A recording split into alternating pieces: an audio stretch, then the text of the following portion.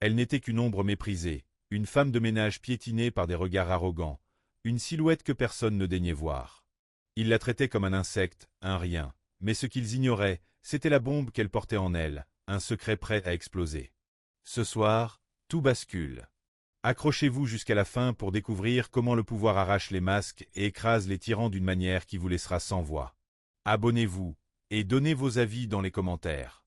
Le chaos du matin envahit le siège de Buzz-Tech, un empire technologique autrefois intouchable, aujourd'hui un cadavre vacillant au bord du gouffre. Les employés, des rats affolés, se ruaient dans les couloirs luisants, leur café tremblant dans leurs mains moites, leurs murmures paniqués évoquant des réunions secrètes et des chiffres sanglants. Au milieu de ce carnage, Clara Sanders, déguisée en concierge misérable, traînait son seau et sa serpillière comme une arme silencieuse sur le marbre glacial. Ses gestes étaient lents, presque funèbres, mais sous cette façade, son cerveau bouillonnait comme un volcan. Elle écoutait chaque mot, chaque souffle, chaque trahison.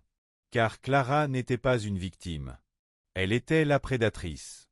Depuis 2 mois, elle avait avalé Buzz-Tech, une proie agonisante que tous jugeaient condamnée. Une entreprise pourrie par des dirigeants véreux, des dépenses obscènes et une culture toxique qui empestaient la mort. Mais là où les autres voyaient une carcasse, Clara flairait une renaissance. Pour la sauver, il ne suffisait pas de signer des chèques ou de virer des têtes. Non, elle devait plonger dans ses entrailles, là où personne ne regarderait jamais, parmi les invisibles.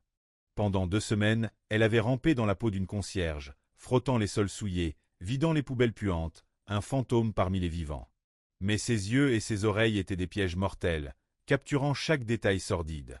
Ce qu'elle découvrit était un cauchemar, une élite cruelle qui voyait les petites mains comme des déchets jetables, des chefs qui régnaient par la terreur, brandissant les licenciements comme une guillotine pour engraisser leurs bonus. Les fondations mêmes de Buzz-Tech étaient gangrénées. Les invisibles, ceux qui faisaient tourner la machine, étaient écrasés, insultés, oubliés. Ce matin-là, alors qu'elle glissait dans les couloirs, elle surprit une conversation qui fit bouillir son sang. Près de la salle de conférence, des cadres aux voix grasses chuchotaient, croyant leurs mots hors de portée. Les licenciements arrivent plus vite qu'on pensait, siffla l'un d'eux. 20% du personnel, à la trappe. Surtout les minables, admins, geeks informatiques, et ces fainéants de concierges. Clara serra son manche si fort que ses jointures blanchirent. Elle avait prévu ce massacre, mais l'entendre de leur bouche abjecte confirmait tout. Ces vermines n'avaient aucun plan, juste la panique et l'égoïsme. Soudain, un rire odieux déchira l'air. Mark Hastings, un cadre supérieur au sourire de vautour, se vautra dans son siège. Franchement, pourquoi on garde autant de concierges? Ils glandent la moitié du temps. On pourrait tous les virer, personne s'en rendrait compte. Les autres ricanèrent comme des hyènes. Clara, impassible, continua à frotter le sol, mais son esprit grava leur visage dans une liste de vengeance.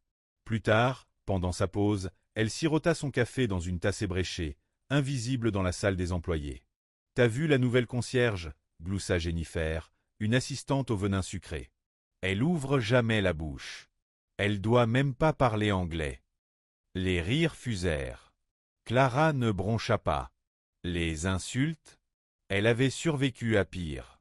Mais cette facilité à piétiner les inférieurs? C'était une maladie, une pourriture qu'elle allait arracher à la racine. Ces lâches se moquaient sans honte, et personne ne les défiait. La complicité muette de Buzz-Tech était son vrai cancer. Elle en avait assez vu. Les dirigeants jouaient aux dieux avec des vies comme des pions, et les employés courbaient l'échine sous les coups. Mais Clara était le poison dans leurs veines, prête à tout faire imploser. Ce soir-là, dans un bureau presque désert, elle s'arrêta devant la porte du PDG. La plaque en laiton brillait encore du nom de l'ancien maître. Bientôt, elle serait arrachée. Ces arrogants qui la prenaient pour une moins que rien allaient manger leurs mots. Mais elle devait attendre, calculer, frapper au moment parfait. La patience était son arme. Elle tourna les talons, son poing crispé sur la serpillière. Il ne verrait pas l'ouragan venir. Il ne l'avait jamais vu. Soudain, un rire odieux déchira l'air. Mark Hastings, un cadre supérieur au sourire de vautour, se vautra dans son siège. Franchement, pourquoi on garde autant de concierges? Ils glandent la moitié du temps. On pourrait tous les virer, personne s'en rendrait compte. Les autres ricanèrent comme des hyènes. Clara, impassible, continua à frotter le sol, mais son esprit grava leur visage dans une liste de vengeance. Plus tard, pendant sa pause, elle sirota son café dans une tasse ébréchée, invisible dans la salle des employés. « T'as vu la nouvelle concierge » gloussa Jennifer, une assistante au venin sucré. « Elle ouvre jamais la bouche. Elle doit même pas parler anglais. » Les rires fusèrent. Clara ne broncha pas. Les insultes? Elle avait survécu à pire. Mais cette facilité à piétiner les inférieurs? C'était une maladie, une pourriture qu'elle allait arracher à la racine. Ces lâches se moquaient sans honte, et personne ne les défiait. La complicité muette de Bustek était son vrai cancer. Elle en avait assez vu. Les dirigeants jouaient aux dieux avec des vies comme des pions, et les employés courbaient l'échine sous les coups. Mais Clara était le poison dans leurs veines, prête à tout faire imploser. Ce soir-là, dans un bureau presque désert, elle s'arrêta devant la porte du PDG. La plaque en laiton brillait encore du nom de l'ancien maître. Bientôt, elle serait arrachée. Ces arrogants qui la prenaient pour une moins que rien allaient manger leurs mots. Mais elle devait attendre, calculer, frapper au moment parfait. La patience était son arme. Elle tourna les talons, son poing crispé sur la serpillière.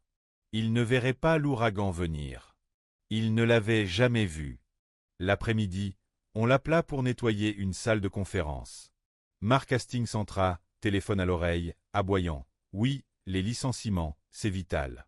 Peu importe leur ancienneté, on coupe 20% pour faire illusion. Il l'ignora, comme d'habitude.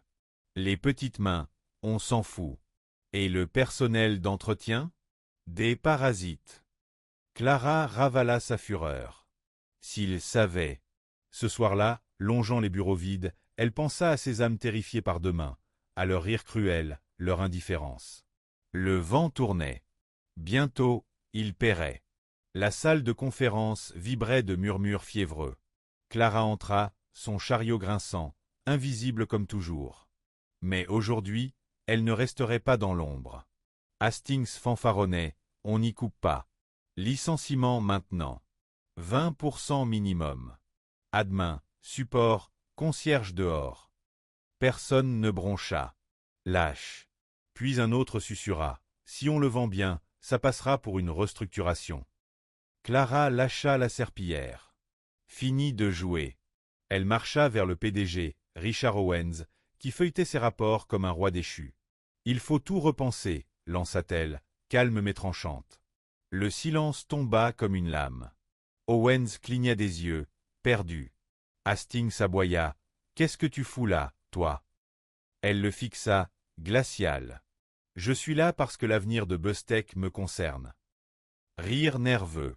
« Et pourquoi on écouterait une concierge ?» ricana Hastings. Clara sortit une enveloppe et la posa devant Owens. Il l'ouvrit, blêmit, bégaya. « C'est impossible. » Elle croisa les bras. « J'ai racheté Bustek il y a 2 mois. » La salle explosa en cris étouffés. Hastings vira écarlate. « Tu mens. Une concierge qui achète une boîte? Ridicule. » Elle pointa les documents. « Crois ce que tu veux. Aujourd'hui, je prends les rênes. » L'air devint suffocant. Le pouvoir bascula en un éclair. Ces arrogants qui l'avaient snobé buvaient ses mots. « Cette boîte n'a pas besoin de coupe, » asséna-t-elle. Elle a besoin d'un vrai leader. Et elle l'a, maintenant. Le choc paralysa la salle. Hastings bondit, furieux. C'est une farce. Tu peux pas avoir cette boîte. Clara avança, implacable. Les papiers sont vrais. Ton règne est fini. Il bafouilla, désarmé. Owens bredouilla. Pourquoi te cacher en concierge? Elle balaya la pièce du regard. Pour voir la vérité que vos chiffres cachent. Et c'est pire que tout. Hastings ricana, désespéré. Quoi, tu vas tous nous virer, héroïne autoproclamée. Elle le transperça du regard. Non. Juste toi. Silence de mort. Ces papiers de licenciement sont prêts, Owens. Ce dernier hocha la tête, livide. Oui. Hastings hurla. Tu vas la laisser faire? Mais les gardes avancèrent. Dehors, ordonna Clara. Il chercha du soutien, En vain. Tu le regretteras, cracha Théil en partant, traîné comme un chien. Elle se tourna vers les autres. Qui veut me défier? Silence. Bien. Parlons avenir. Clara prit la tête de la table. Beustek s'effondre à cause de vous. Vos licenciements massifs? De la faiblesse. Evelyne, une cadre, osa. Sans coupe, on coule. Clara riposta. Et votre retraite à 6 millions, c'est quoi? Du luxe pendant que vous virez ceux qui bossent vraiment? Malaise général. Elle trancha. Fini les gaspillages des pontes, place à l'innovation. Les têtes hochères, vaincus. La salle vibrait différemment. Le poison reculait. En sortant, Clara sentit le changement. Elle avait brisé leur chaîne. Maintenant, elle reconstruirait. Les couloirs respiraient un espoir fragile. La rumeur courait. Clara avait décapité l'élite. Certains cadres vidaient leurs bureaux, d'autres pliaient les chines. Les employés relevaient la tête, osant croire à un futur. Dans son nouveau bureau, Clara caressa le bois. Une femme en uniforme entra, timide. « Merci, mademoiselle Sanders. On compte. Maintenant ?» Clara sourit. Plus jamais invisible. Seule, elle fixa la ville par la fenêtre. La route serait rude, mais Beustek renaîtrait. Justice était faite. Et vous, qu'auriez-vous fait?